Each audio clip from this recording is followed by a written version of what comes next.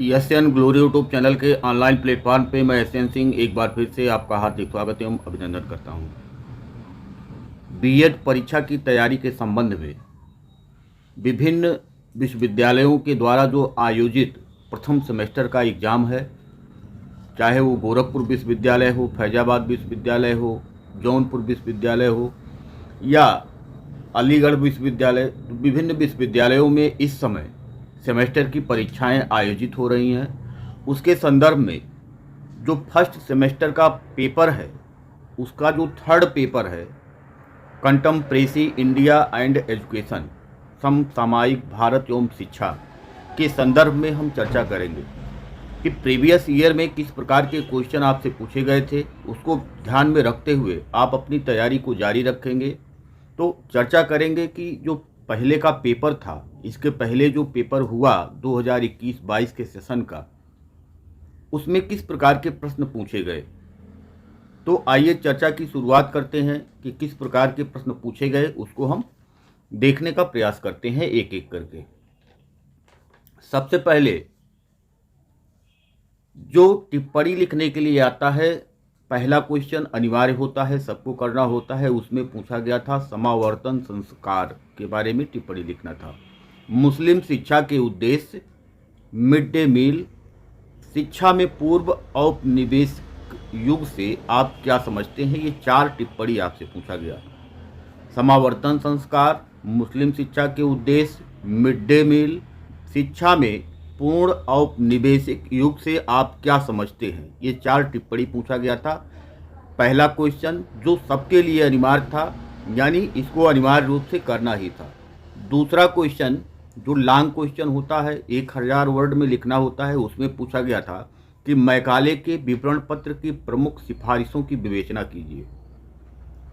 तीसरा क्वेश्चन जो था, तीसरे क्वेश्चन में पूछा गया था वर्धा योजना की मुख्य विशेषताओं की विवेचना कीजिए तथा इसकी विफलता के लिए उत्तरदायी कारकों का वर्णन कीजिए। ये तीसरा क्वेश्चन था। चौथा क्वेश्चन था महिला शिक्षा के संबंध में विभिन्न शिक्षा आयोगों की सिफारिशों का वर्णन कीजिए। और पांचवा क्वेश्चन था पूर्व औपनिवेशिक काल में शिक्षा की मुख्य विशेषताओं की विवेचना कीजिए, वर्तमान शिक्षा में इसकी प्रासंगिकता को उल्लेखित कीजिए। ये आपका पांचवा क्वेश्चन था। तो पहला क्वेश्चन आपका अनिवार्य था, जो टिप्पणी था। बाकी के ये जो 4 क्वेश्चन है, इसमें से आपको केवल 2 क्वेश्चन करने थे और इन दोनों क्वेश्चनों का उत्तर 1000 वर्ड में लिखना था, यानी 1000 शब्दों में आपको इसका उत्तर देना था। तो ये खंड आ था। खंड बा की जब हम चर्चा करेंगे तो इसमें भी आपके 4 क्वेश्चन होंगे। इसमें से कोई 2 क्वेश्चन आपको करने होंगे। इसमें पहला क्वेश्चन जो था वह गोखले बिल 1911 की विवेचना कीजिए, और उसका बी पार्ट था लोकतंत्र के रूप में संवैधानिक मूल्य को बढ़ावा देने में शिक्षा की भूमिका का वर्णन कीजिए। ये आपका उसी में सेकंड पार्ट था। छठा क्वेश्चन सेकंड पार्ट। 7वें क्वेश्चन का पहला पार्ट था प्राथमिक शिक्षा के संवैधानिक प्रावधानों की व्याख्या कीजिए, और इसका जो बी पार्ट था वो बी पार्ट था कि बौद्ध शिक्षा की प्रमुख विशेषताओं का वर्णन कीजिए। 8वें का पहला पार्ट व्यावसायिक शिक्षा के संबंध में राष्ट्रीय शिक्षा नीति 1986 की सिफारिशों का वर्णन कीजिए, और उसका बी पार्ट था वैदिक शिक्षा के गुण एवं दोषों की विवेचना कीजिए। इस प्रकार से आप देखते हैं कि ये 8वें क्वेश्चन का 2 पार्ट व्यावसायिक शिक्षा के संबंध में राष्ट्रीय शिक्षा नीति 1986 क्या कहता है, ये लिखना था, और जो बी पार्ट था उसमें वैदिक शिक्षा के गुण एवं दोषों की विवेचना करना था। ये सेकंड पार्ट था।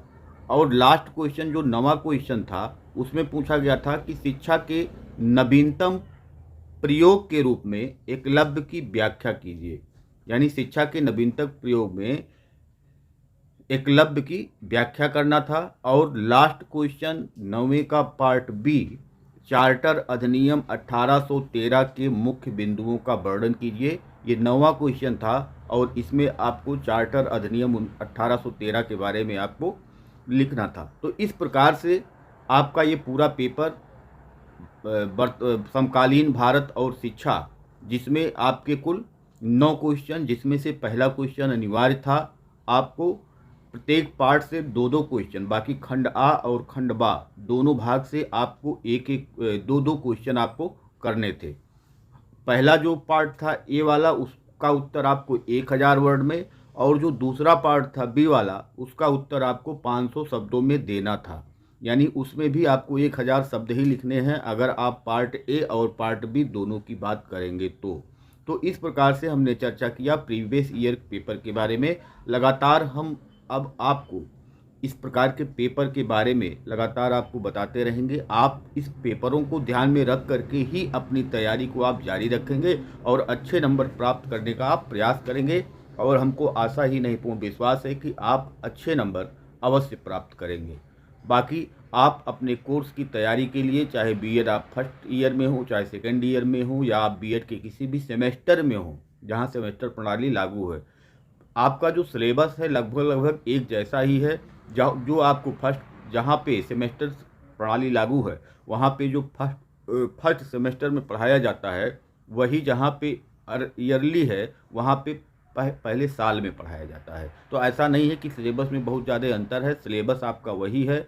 आप बीएड कर रहे हैं तो आपको वो चीज़ें पढ़नी ही पढ़नी है।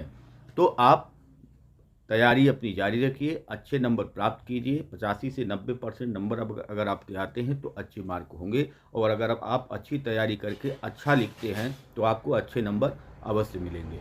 आज के लिए इतना ही। धन्यवाद। नमस्कार।